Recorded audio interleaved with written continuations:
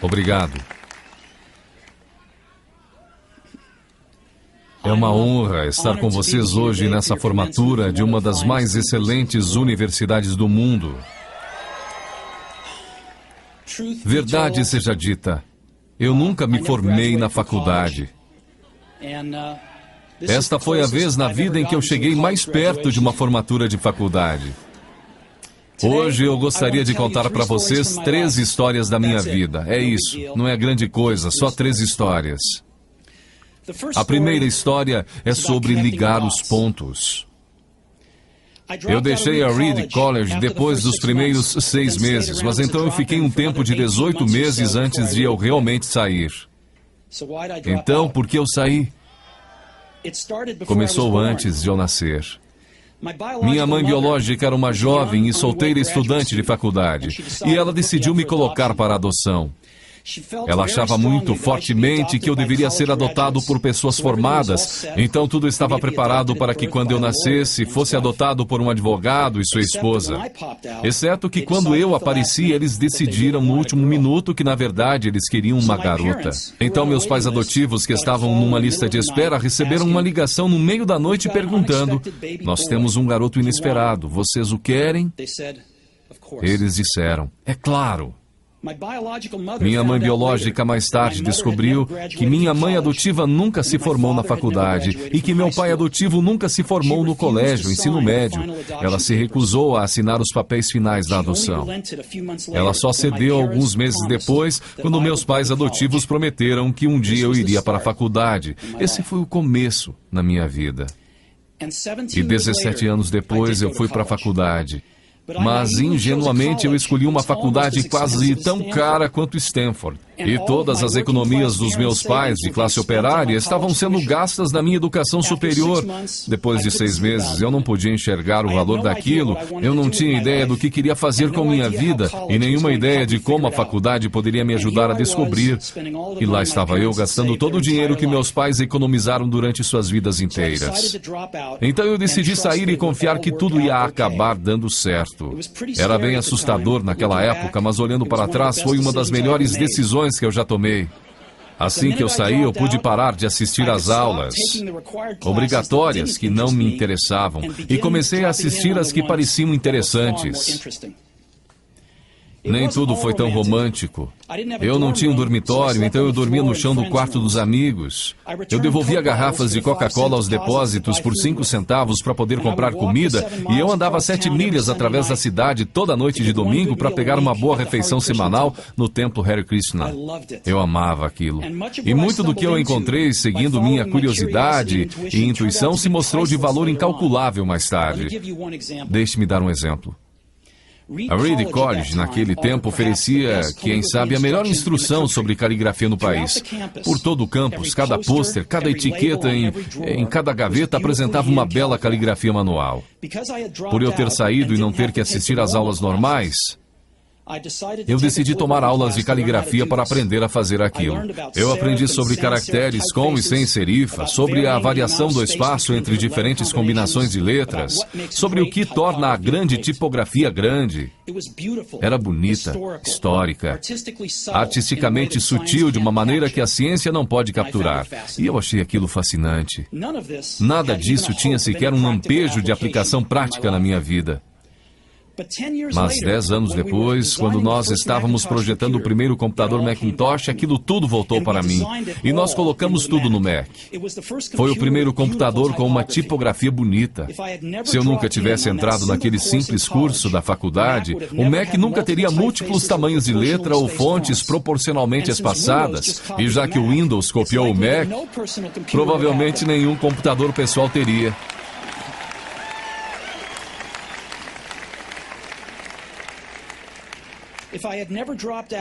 Se eu nunca tivesse deixado a faculdade, eu nunca teria entrado na aula de caligrafia, e os computadores pessoais poderiam não ter a maravilhosa tipografia que eles têm. Claro que era impossível conectar os pontos, para frente quando eu estava na faculdade, mas ficou muito claro olhando para trás 10 anos depois. De novo, você não pode conectar os pontos olhando adiante, você só pode conectá-los olhando para trás. Então você tem que confiar que os pontos de algum jeito vão se conectar em seu futuro. Você tem que confiar em alguma coisa, seu Deus, destino, vida, karma, seja o que for. Porque acreditar que os pontos vão se ligar em um momento vai te dar confiança para seguir seu coração, mesmo que ele te leve para um caminho diferente do previsto. E isso fará toda a diferença.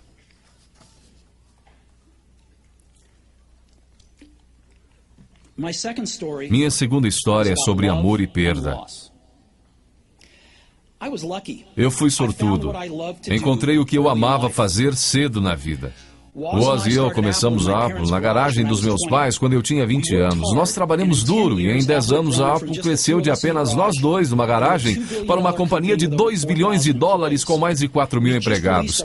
Nós acabávamos de lançar nossa maior criação, Macintosh, um ano antes, e eu fizera 30 anos.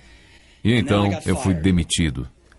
Como você pode ser demitido de uma empresa que você começou? Bem, conforme a Apple cresceu, nós contratamos alguém que eu achava muito talentoso para levar a empresa comigo. E no primeiro ano, mais ou menos, as coisas saíram bem. Mas então nossas visões do futuro começaram a divergir e, eventualmente, nós tivemos uma briga. Quando isso aconteceu, nosso quadro de diretores ficou do lado dele. Então, aos 30 anos, eu estava fora, e muito escandalosamente fora. O que tinha sido o foco de toda a minha vida adulta se foi, e isso me destruiu. Eu realmente não sabia o que fazer por alguns meses. Senti que tinha decepcionado a geração anterior de empreendedores, que tinha deixado cair o bastão no momento em que ele estava sendo passado para mim. Eu encontrei David Packard e Bob Noyce e tentei me desculpar por ter estragado tudo daquela maneira. Foi um fracasso público e eu até mesmo pensei em deixar o vale. Mas alguma coisa lentamente começou a nascer em mim. Eu continuava amando o que eu fazia. As coisas que aconteceram com a Apple não mudaram isso em nada. Eu havia sido rejeitado, mas continuava amando. Foi quando decidi começar de novo. Não enxerguei isso na época, mas ser demitido da Apple foi a melhor coisa que podia ter acontecido para mim. O peso de ser vitorioso foi substituído pelo vazio de ser um iniciante outra vez, sem muita certeza sobre nada. E isso me deu liberdade para começar um dos períodos mais criativos da minha vida. Durante os 5 anos seguintes, criei uma companhia chamada Next, outra companhia chamada Pixar, e me apaixonei por uma mulher maravilhosa que se tornou minha esposa. Pixar fez o primeiro filme animado por computador, Toy Story, e é o estúdio de animação mais bem-sucedido do mundo. Em uma inacreditável guinada de eventos, a Apple comprou a Next. E eu voltei para a empresa, e a tecnologia que desenvolvemos nela está no coração do atual renascimento da Apple. E Lorraine e eu temos uma família maravilhosa. Tenho certeza de que nada disso teria acontecido se eu não tivesse sido demitido da Apple.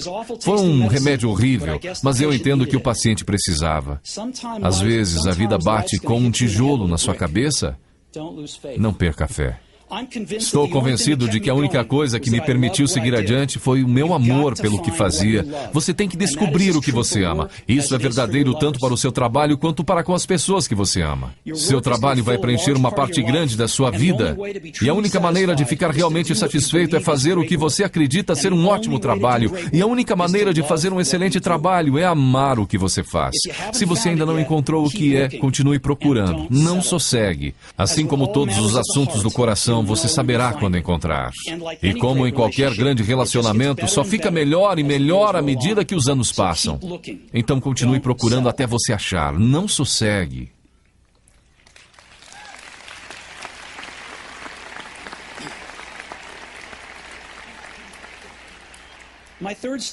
Minha terceira história é sobre a morte. Quando eu tinha 17 anos, eu li uma citação mais ou menos assim: se você viver cada dia como se fosse o último, algum dia provavelmente você vai acertar. Aquilo me impressionou e desde então, nos últimos 33 anos, eu tenho olhado no espelho cada manhã e perguntado a mim mesmo, se hoje fosse o último dia da minha vida, eu ia querer fazer o que eu vou fazer hoje? E sempre que a resposta foi não, por vários dias seguidos, eu soube que eu tinha que mudar alguma coisa.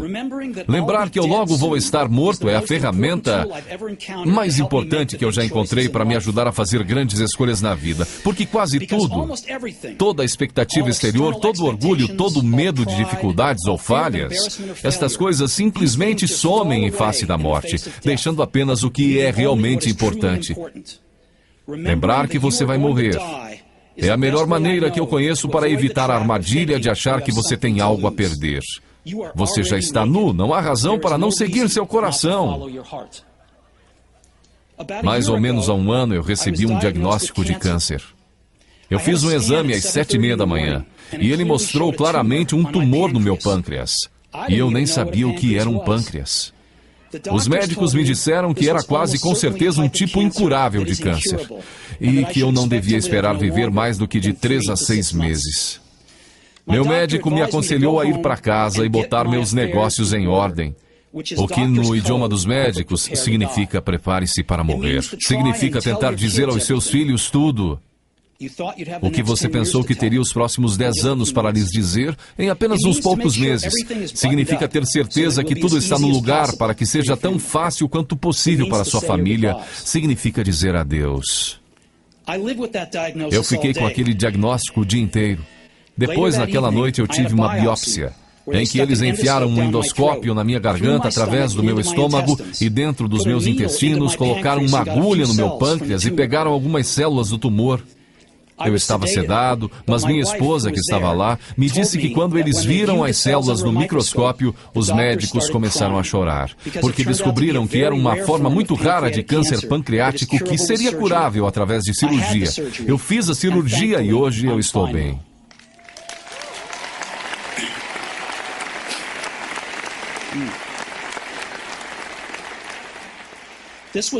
Isto foi o mais perto que eu cheguei de encarar a morte e eu espero que seja o mais perto que eu chegue por algumas décadas mais. Tendo sobrevivido, hoje eu posso dizer isto a vocês com um pouco mais de certeza do que quando a morte era um conceito útil, mas puramente intelectual. Ninguém quer morrer. Mesmo as pessoas que querem ir para o céu não querem morrer para chegar lá. E mesmo assim, a morte é o destino que todos nós compartilhamos. Ninguém nunca escapou dela. E é como deveria ser, porque a morte é muito provavelmente a melhor invenção da vida. É o agente de mudança da vida. Ela tira o velho do caminho para dar espaço ao novo. Por enquanto, o novo são vocês. Mas algum dia, não muito distante, vocês gradualmente vão se tornar os velhos e sair do caminho. Me desculpe por ser tão dramático, mas é totalmente verdade. Seu tempo é limitado, então não gaste vivendo a vida de outra pessoa. Não caia na armadilha do dogma, que é viver com os resultados do pensamento de outra pessoa. Não deixe o ruído da opinião alheia sufocar sua voz interior. E mais importante, tenha coragem de seguir seu coração e sua intuição. Eles, de alguma forma, já sabem o que você realmente quer se tornar. Tudo mais é secundário.